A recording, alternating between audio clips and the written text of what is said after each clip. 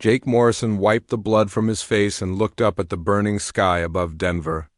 The alien ships moved like silver tears across the orange clouds, their weapons turning buildings into dust with beams of white light.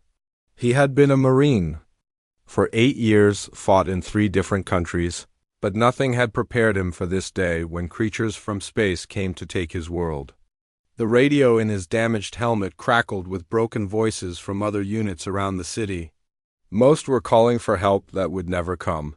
The aliens had hit every major city on Earth at the same time, and their technology was far beyond anything humans had ever seen.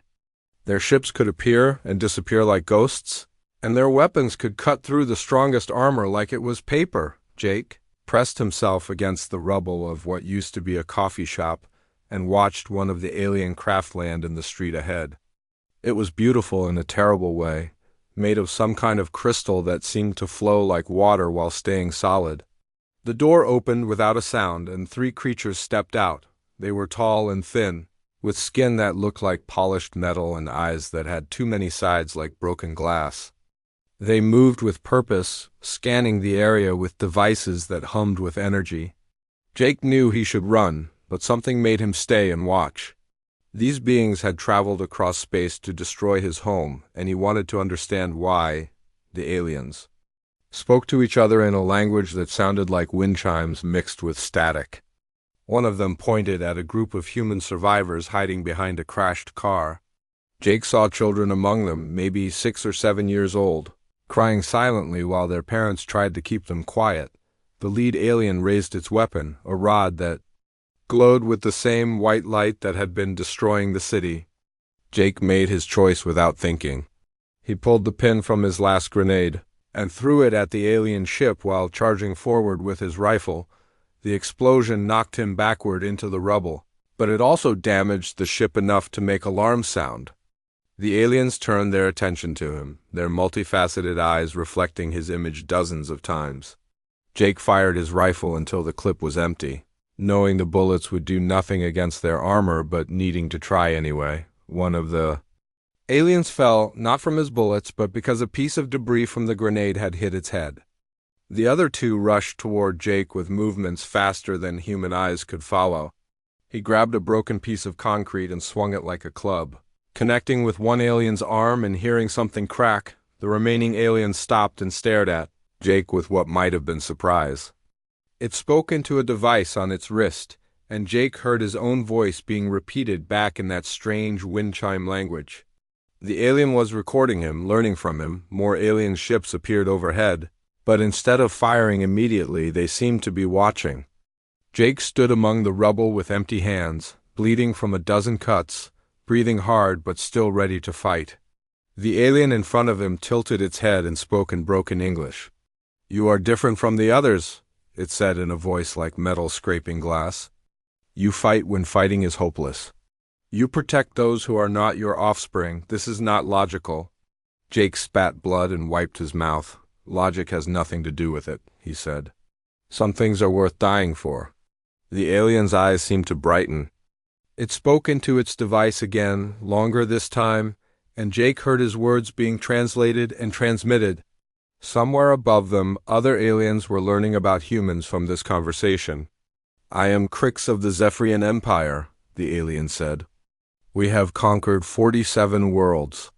None have fought as your species fights. None have shown such determination in defeat."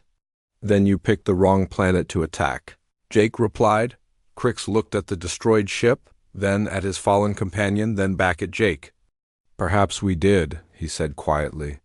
"Your species fascinates me, human. You have no chance of victory, yet you continue to resist. You sacrifice yourself for strangers. This is unprecedented in our records." The other alien ships were landing now, and more soldiers were coming. Jake knew his time was up, but he also knew something important had happened in this conversation. This alien, this Crix, had seen something in humans that surprised him. "Remember this moment?" Jake told Crix as the other aliens surrounded them. "Remember that humans never give up, even when we should." Crix nodded slowly. As the other aliens took Jake prisoner, Crix continued recording, sending everything he had learned about human nature back to his fleet commanders. He did not know that his recordings would change the course of a galactic war, or that the human soldier standing bloodied but unbroken before him would become a legend told across 1,000 worlds.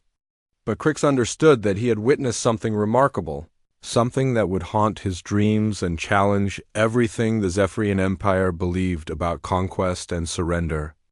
The mining tunnels of Zarian 7 stretched deep into the planet's core, lit by the glow of energy crystals that the prisoners dug from the rock 18 hours every day.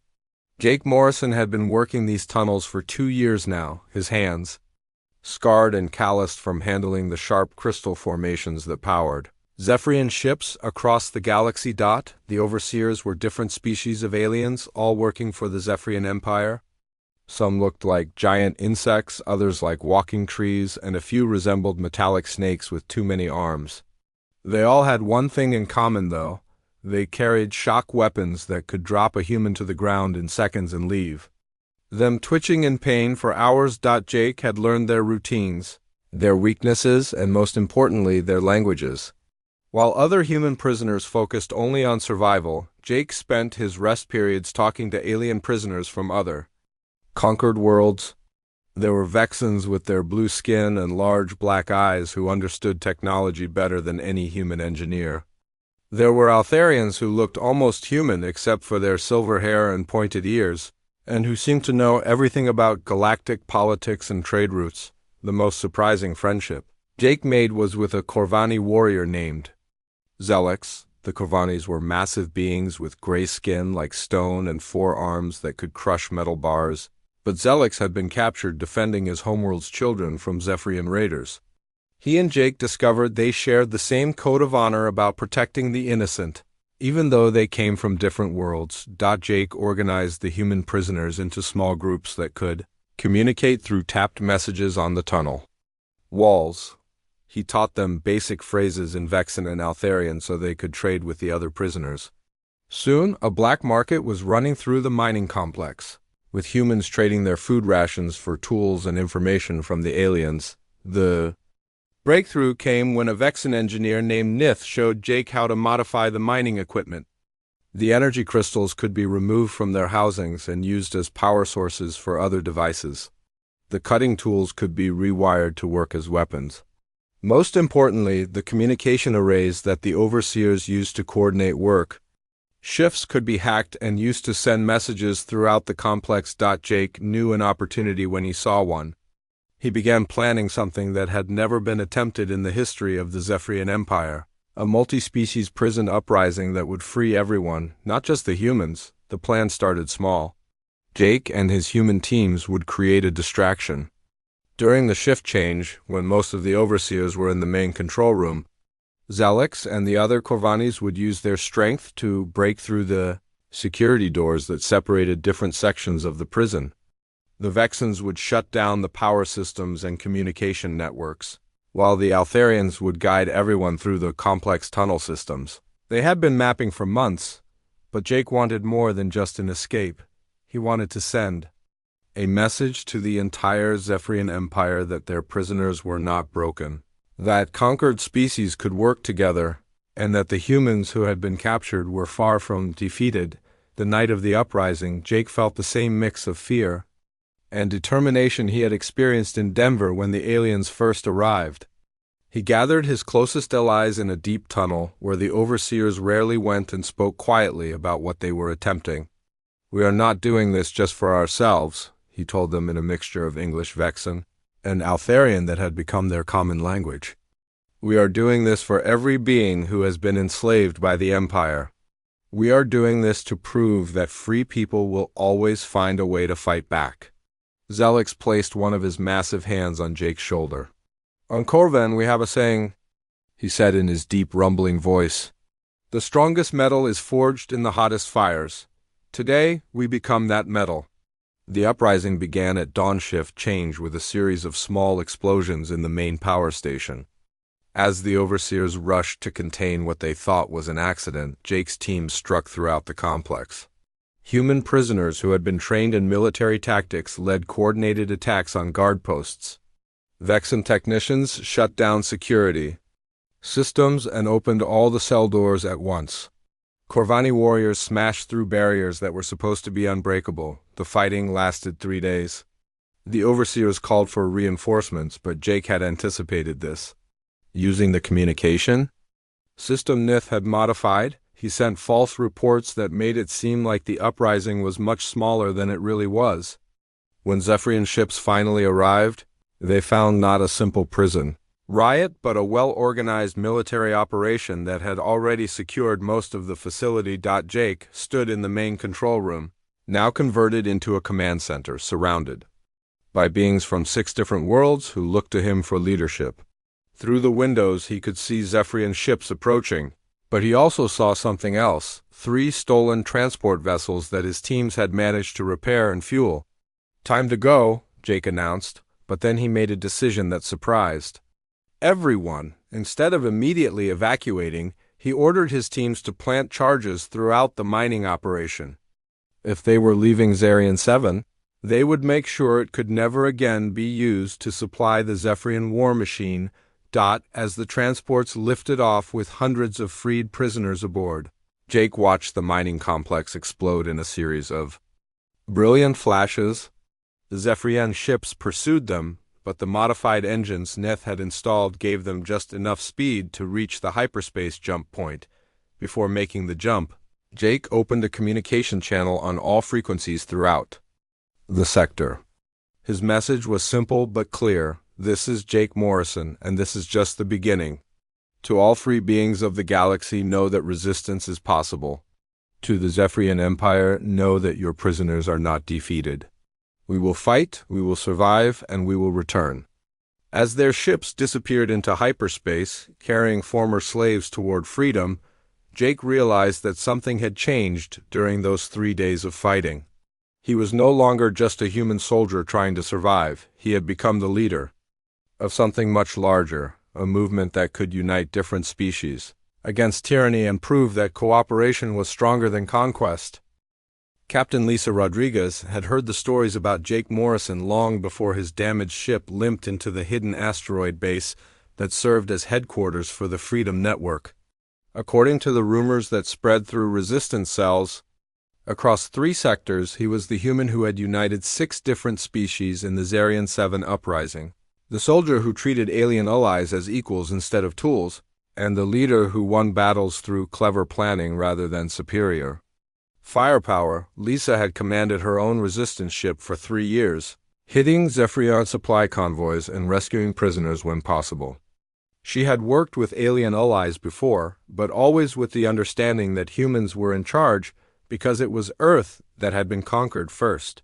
When Jake's ship requested docking permission, she expected to meet another human supremacist who used other species to advance his own agenda. The man who walked off the transport was not what she had imagined. Jake Morrison was average height with graying hair and scars on his hands from years of mining work.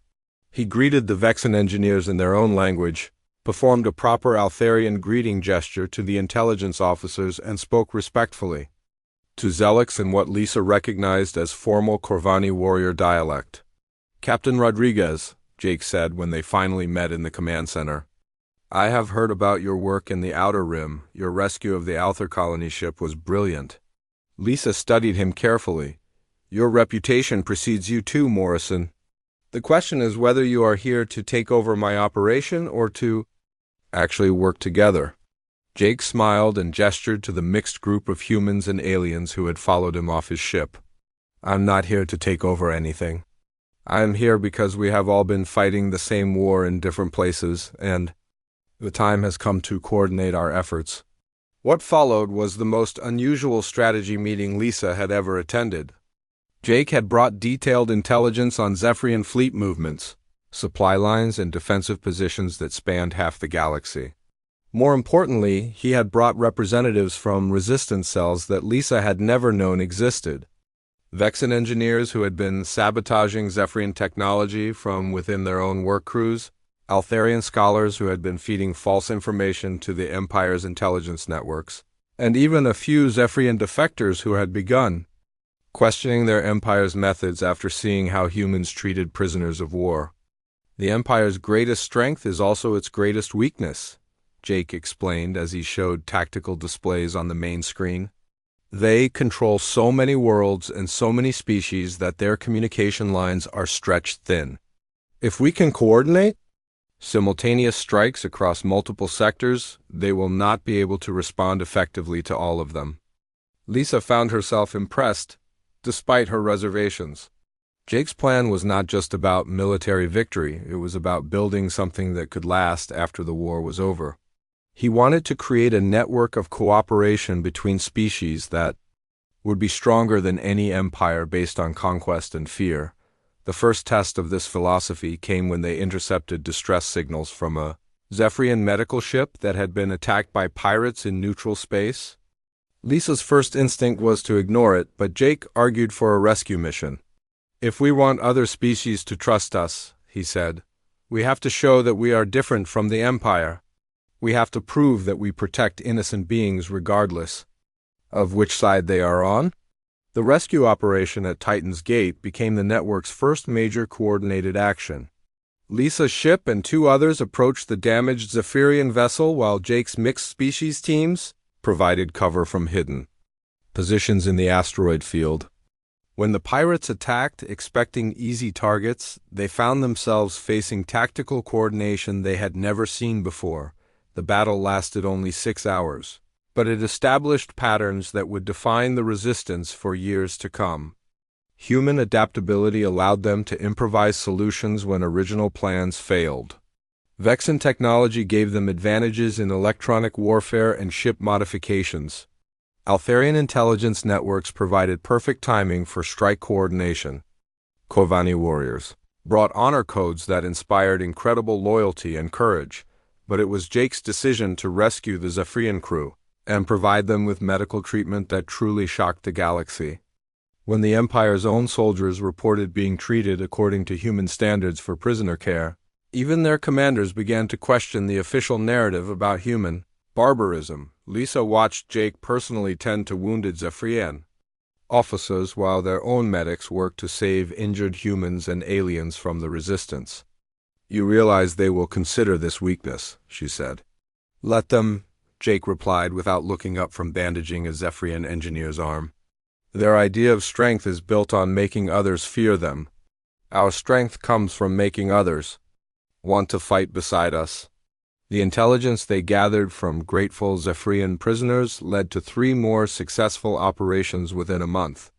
Each victory brought new species into the network. As word spread that the human resistance actually meant what they said about equality and cooperation, Jake's reputation grew not because he won every battle, but because he won hearts and minds. Vexen families sent their children to learn from human teachers who treated them with respect. Altharian councils began incorporating human concepts of individual rights into their traditional collective decision-making. Even some Zephyrian colonies started questioning why they were fighting for an empire that ruled through fear when they could be part of something that ruled through consensus. The transformation of the resistance network from scattered cells into a unified movement happened gradually, but Lisa could see the change in every meeting. Species that had been enemies for centuries were working together because Jake had proven it was possible. Former prisoners were becoming leaders because Jake had shown them their opinions mattered.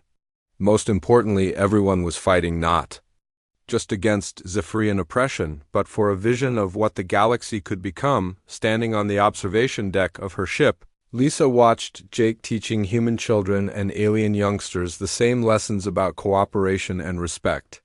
In just a few months, he had taken her practical resistance movement and transformed it into something much more powerful, a demonstration that different species could not only work together, but could create something better than any of them could achieve alone. The Zephyrian Empire still controlled most of the galaxy, but Lisa knew that Jake Morrison had already won the most important victory. He had proven that the future belonged not to conquerors, but to those who could inspire others to choose cooperation over conflict. Admiral P. Collins had not expected to live long enough to see Earth free again. From his hidden command base in the Kuiper Belt, he watched the outer planets through long-range sensors and coordinated what remained of humanity's space fleet. 17 ships of various sizes, all that was left of Earth's once mighty navy. When Jake Morrison's message reached him proposing a joint operation between human military forces and the multi-species resistance network, Collins initially dismissed it as the fantasy of an ambitious ground soldier who did not understand space warfare. That opinion changed when Jake arrived at the base with detailed intelligence about Zephyrian fleet positions, supply routes, and defensive systems that was more accurate than anything Collins had gathered in 3 years of reconnaissance. The former Marine sergeant had somehow built an intelligence network that reached into the heart of the Zephyrian Empire, providing information that was both current and actionable. "How did you get this data?" Collins asked, studying star charts that showed Zephyrian patrol patterns updated to within the last week. Jake gestured to the mixed group of humans and aliens who had accompanied him. "When you treat people as allies instead of assets, they tend to share what they know. Nif here has been monitoring Zephyrian communications for months. Zelix has contacts among other warrior species who are tired of serving the Empire. Even some Zephyrian officers have been feeding us information because they respect how we treat prisoners." Collins found himself looking at a strategic situation he had never imagined possible. Jake's network had identified a target that could change the entire course of the war. Dominion Prime, the administrative center of the Zephyrian Empire. Instead of being a heavily fortified military installation, it was primarily a bureaucratic complex that relied on its remote location and political importance for protection. "You want to attack their capital world with 17 ships and a handful of resistance fighters?" Collins asked. "I want to attack their command structure with the most powerful weapon in the galaxy," Jake replied. "The truth that their empire is not as strong as it pretends to be." Jake's plan was unlike anything Collins had studied in military academy. Rather than a direct assault on Dominion Prime's defenses, they would exploit the Empire's own bureaucratic complexity against them. Multi-species infiltration teams would simultaneously strike communications hubs, supply depots, and administrative centers across the planet while the fleet engaged whatever military forces responded. The genius of the strategy was that it treated Dominion Prime not as a military target, but as a political one. If they could prove that the Empire's center of power was vulnerable, it would encourage resistance movements throughout the galaxy and potentially cause some Zephyrian colonies to reconsider their loyalty. Lisa Rodriguez commanded the resistance fleet contingent, while Collins led the human naval forces. Zelix coordinated the ground assault teams, which included warriors from 4 different species who had learned to fight together under Jake's leadership.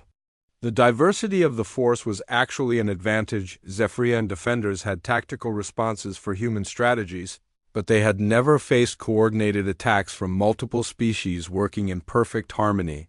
The approach to Dominion Prime took 6 days, with the fleet jumping between asteroid fields and nebulae to avoid detection.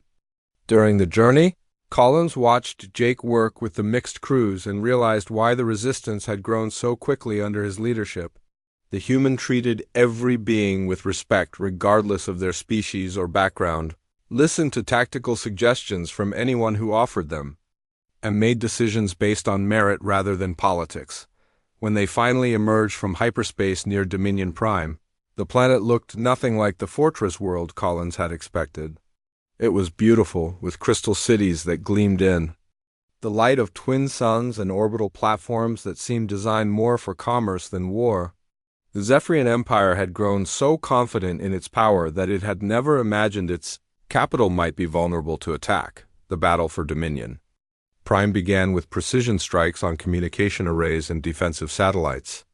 While the fleet engaged the few military vessels in orbit, Jake led a strike team down to the planet's surface with a mission that seemed impossible: capture the Emperor himself and prove that the supposedly invincible Empire could be defeated by former slaves and resistance fighters. Collins watched the ground assault through tactical displays and realized he was witnessing something unprecedented in galactic history. Jake's team moved through the crystal cities not as conquerors but as liberators, protecting civilian areas and accepting the surrender of Zephyrian forces who chose not to fight. When local security forces laid down their weapons rather than face beings who fought with both fierce determination and strict moral codes, Collins understood that Jake had achieved something more valuable than military victory: the assault on the Emperor's palace lasted 18 hours. Jake personally led the final attack on the Central Command Spire, fighting alongside Rodriguez, Zelix, and a strike team that included representatives from every species in the Resistance network. When they finally breached the Emperor's private chambers, they found not the warrior king that Zephyrian propaganda portrayed, but a frightened administrator who had never expected to face enemies who combined tactical brilliance with uncompromising ethics. The Emperor's surrender was broadcast across the galaxy before Collins fully understood what Jake had accomplished.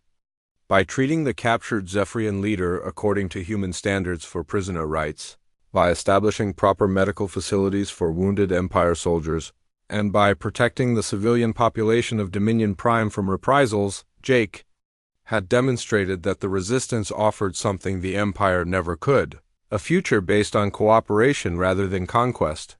Collins stood on the bridge of his flagship as Resistance. Ships landed on Dominion Prime to begin the complex process of establishing a transitional government.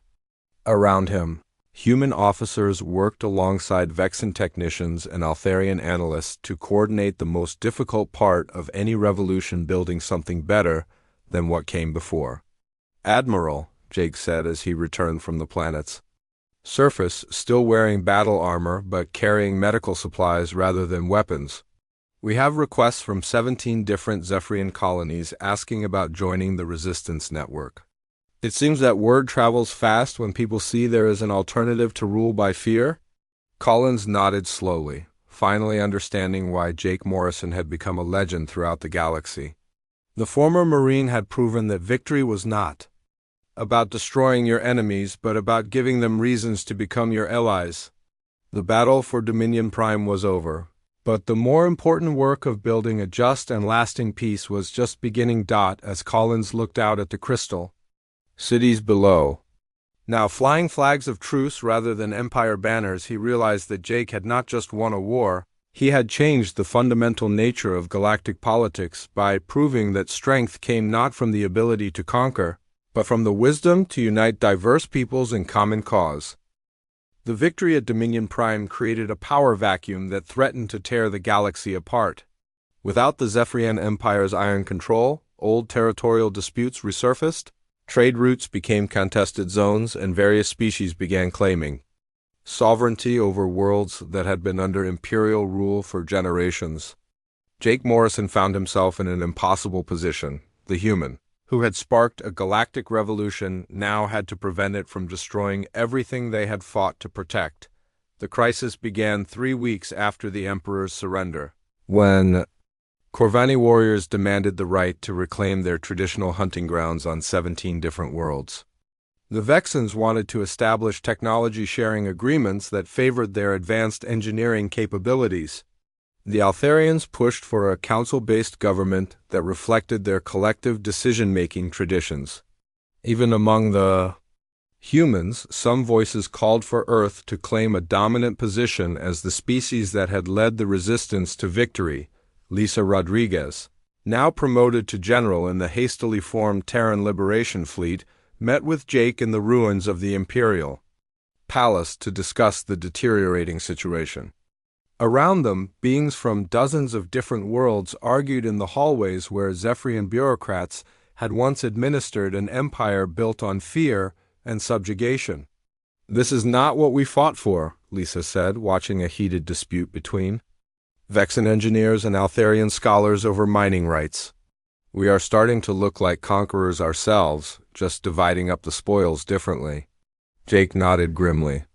He had spent the last 2 weeks mediating disputes, negotiating treaties, and trying to build consensus among species that had very different ideas about government, economics, and individual rights. The resistance network that had functioned so well during wartime was struggling to transform itself into something that could govern in peacetime. "We need something completely new," Jake said finally. "Not a human empire or a Corvani empire or any other kind of empire. We need a system where every species has an equal voice regardless of their military strength or technological advancement.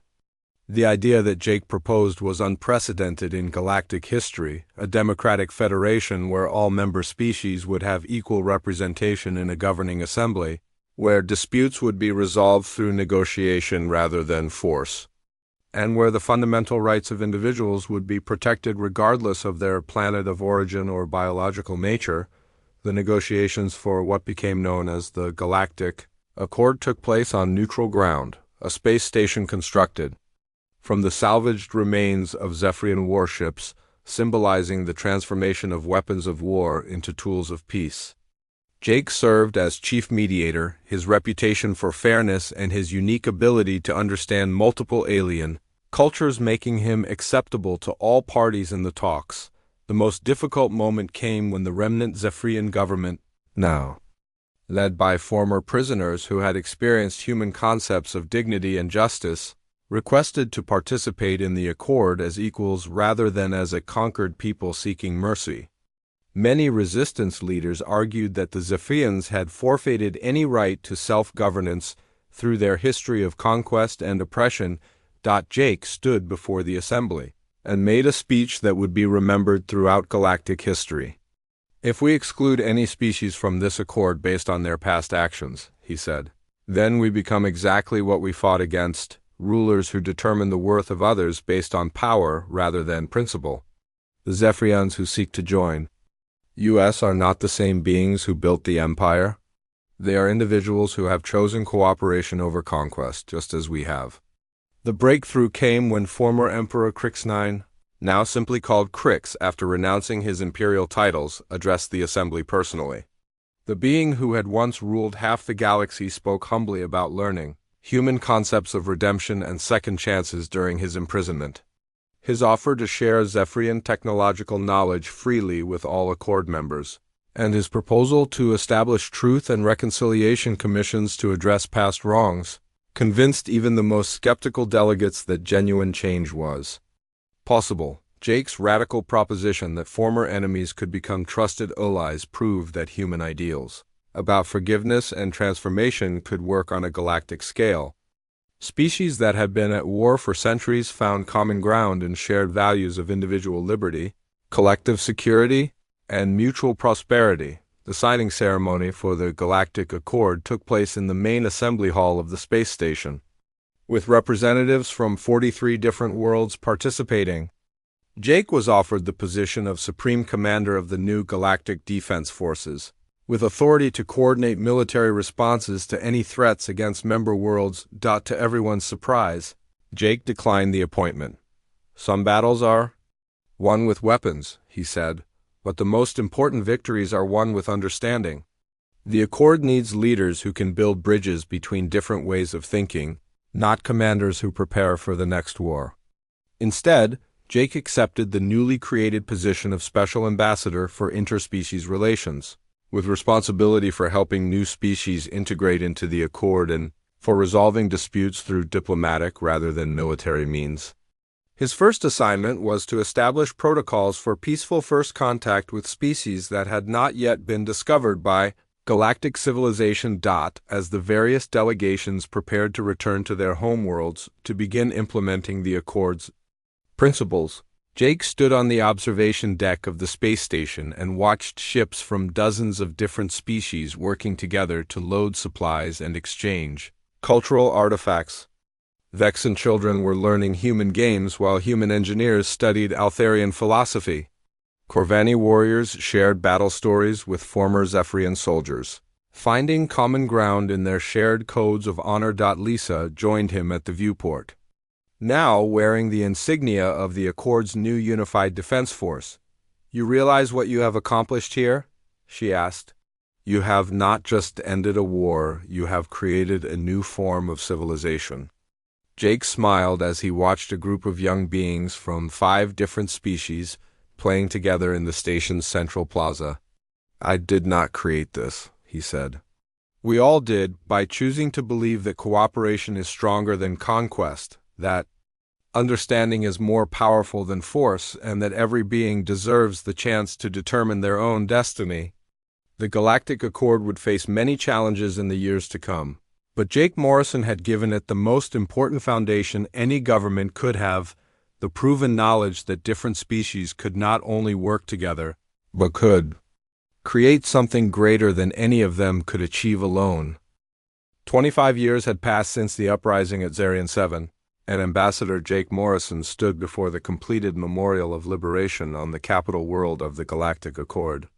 The memorial was built from materials donated by every member: species, crystalline structures from former Zephyrian worlds, metallic sculptures crafted by Vexen artisans, living gardens maintained by Altharian botanists, and stone monuments carved by Corvani stonemasons. At its center stood an inscription written in 237 different languages, bearing words from Jake's final speech at Dominion Prime: "We fight not for conquest, but for the right of every being to choose their own destiny." The galaxy had transformed beyond recognition during those 2.5 decades. The Galactic Accord now included over 400 species, from tiny insectoid beings who lived in hive-like colonies to massive gas giant dwellers who communicated through electromagnetic pulses. Trade routes that had once carried weapons and slaves now transported art, music, scientific knowledge, and cultural exchanges between worlds that had never imagined such cooperation was possible. Jake walked slowly through the memorial's halls, his graying hair and weathered face showing the passage of time, but his eyes still bright with the curiosity and determination that had made him a legend. He paused at displays showing footage from various battles and negotiations, images of species working together to solve problems that had seemed impossible just decades before. The most popular exhibit showed a holographic recreation of the Zarian 7 uprising, with young visitors from dozens of different worlds watching as historical figures fought for freedom in the deep mining tunnels. Jake smiled as he listened to a group of children arguing about whether Zelix or Lisa Rodriguez had been the better tactical commander, while their teacher, a former Zephyrian engineer, explained how cooperation between different species had made victory possible. "Ambassador Morrison," a young voice interrupted his thoughts. Jake turned to see Commander Nina Brooks, his former aide who now headed the Galactic Defense Force's Rapid Response Unit.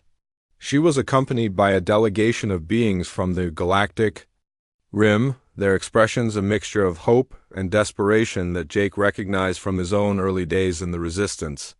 "Commander Brooks," Jake replied with genuine warmth. Nina had been one of his most promising students, a human officer who had learned to speak 6 alien languages fluently and who applied what Jake called the Morrison protocols in every mission: always attempt communication before combat, treat all beings with dignity regardless of their species or past actions, protect civilian populations from any threat, and remember that today's enemy might become tomorrow's ally. "We have received urgent communications from the outer sectors," Nina explained. "A species called the Hegemony has begun aggressive expansion toward Accord space. They have conquered 3 systems in the last month, and their technology appears to be significantly advanced. The member worlds are asking for you to lead the response personally."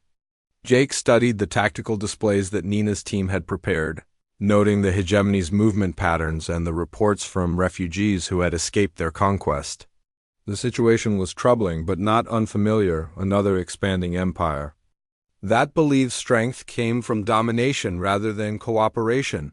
"What do we know about their culture and motivations?" Jake asked, his first question reflecting the diplomatic approach that had become standard throughout the Accord's military forces.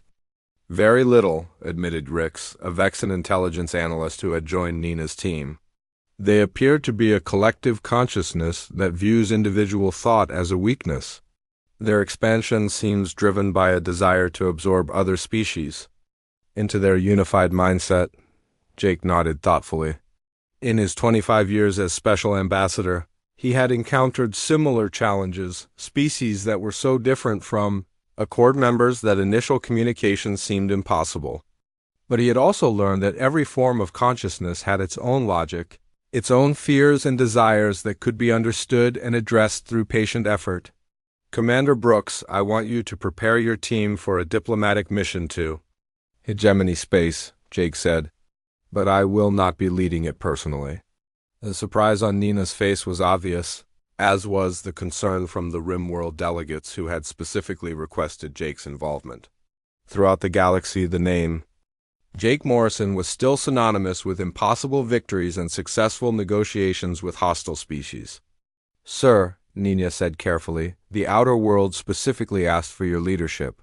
Your reputation among both our allies and potential enemies is unmatched.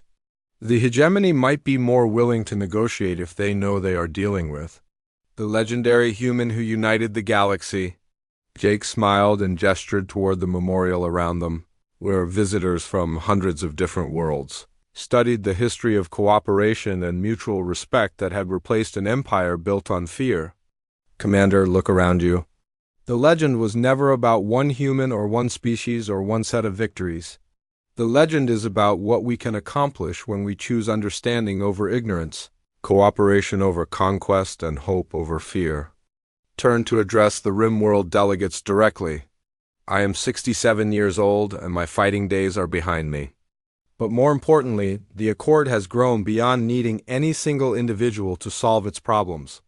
Commander Brooks and her team represent the best of what we have built together, beings from multiple species who share common values and who have been trained to find peaceful solutions even in the most difficult circumstances." Jake placed his hand on Nina's shoulder, a gesture that reminded her of similar moments during her training when he had taught her to see every crisis as an opportunity to build new relationships rather than simply defeat new enemies. "You have everything you need to succeed, Commander. Trust in your training, trust in your team, and trust in the principles that have guided the Accord since its founding." As Nina's diverse team prepared to depart for their mission to hegemony space, Jake remained in the memorial, watching through the observation windows as their ship joined a small fleet of vessels from different Accord worlds. The sight filled him with quiet pride, not because he had created this moment, but because he had lived to see ideals that once seemed impossible become the foundation of galactic civilization. A young Altharian scholar approached him with a recording device explaining that she was documenting the personal reflections of Accord founders for the historical archives. "Ambassador Morrison," she asked, "what do you hope your legacy will be?" Jake considered the question while watching Nina's fleet disappear into hyperspace, carrying the Accord's message of cooperation to a species that might become either a new enemy or a new ally. "I hope," he said finally, "that future generations will remember not the battles we won, but the peace we built afterward. I hope they will understand that the greatest victory is not defeating your enemies, but helping them become your friends." As the memorial's lights dimmed with the approach of evening, Jake Morrison walked slowly toward the exit, past displays showing the faces of thousands of beings from hundreds of worlds who had chosen cooperation over conquest. His personal war was over, but the ideals he had fought for would continue in the hands of beings like Nina Brooks and her team, spreading throughout the galaxy. One peaceful contact at a time, the legend of the human soldier who became a galactic legend would live on, not in monuments or memorials, but in every act of understanding between different species. Every moment when former enemies chose dialogue over warfare, and every decision to build bridges rather than walls between the diverse peoples of a vast and wonderful galaxy.